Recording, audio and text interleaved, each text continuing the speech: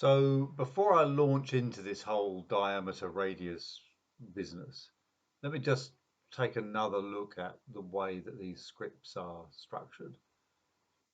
The name of the script is always on this line that follows the words public class. And then there'll be these two curly brackets, which are the contents of the script.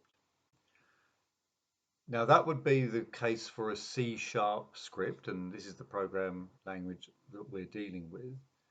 But because we're within Unity, there's some extra little lines that just get thrown in. And those lines are these ones at the top, which tell Unity that when it sees this script, it should use these particular modules to help interpret and enact it.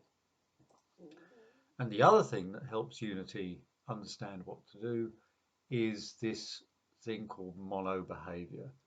Now, we won't discuss any of this for some time. We will touch on it eventually. All you really need to know for now is that a script has a name and it's a class, and that the script then is enclosed, or the meat of the script is enclosed within a pair of braces or curly brackets. And generally, you enact things in the script at the start and on every frame. Now, what we're going to do is, before we even get to the first frame, we're going to define a variable. And this variable is going to hold the diameter of the sphere. And it's going to be a decimal value. So it's not just going to be an integer. It's going to be a decimal, and we define that as a float. So we're going to say float diam, and then we close the line with a semicolon. And that's very common in lots of programming languages, that lines end with a semicolon. So we can even go a step further than this, and we can actually say that the diameter is equal to 2. So we can say that we're defining a variable called diam, and we're making it equal to 2.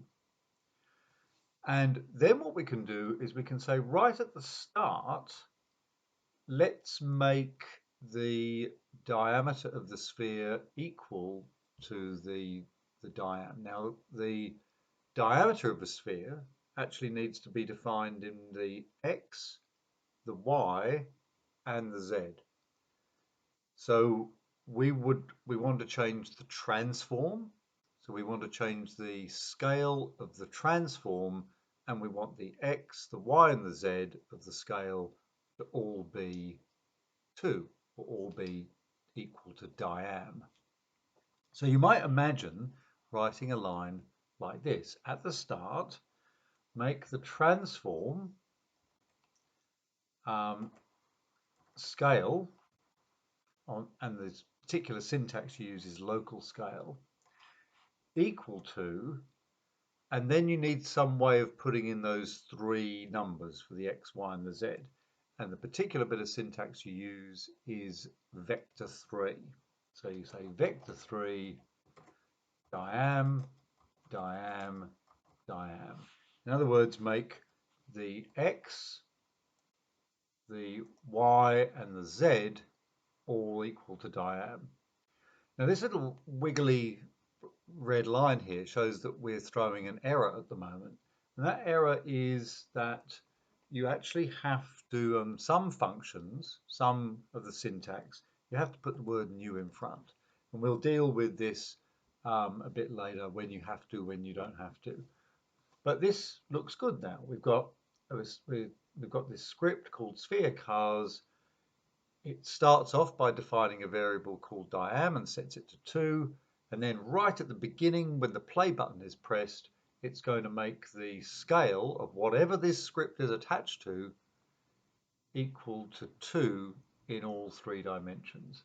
So if I save that, and I go into Unity, you'll notice it compiles the scripts. So when you save the script and you go back into Unity,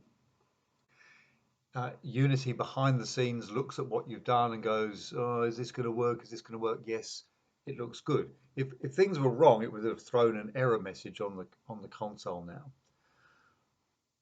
And what I've done is already, and I forgot to tell you this, was that I've actually put the sphere cars script on the sphere. And in fact, what I might do is just remove that and do it again. So the sphere cars script, I'm going to add to the sphere.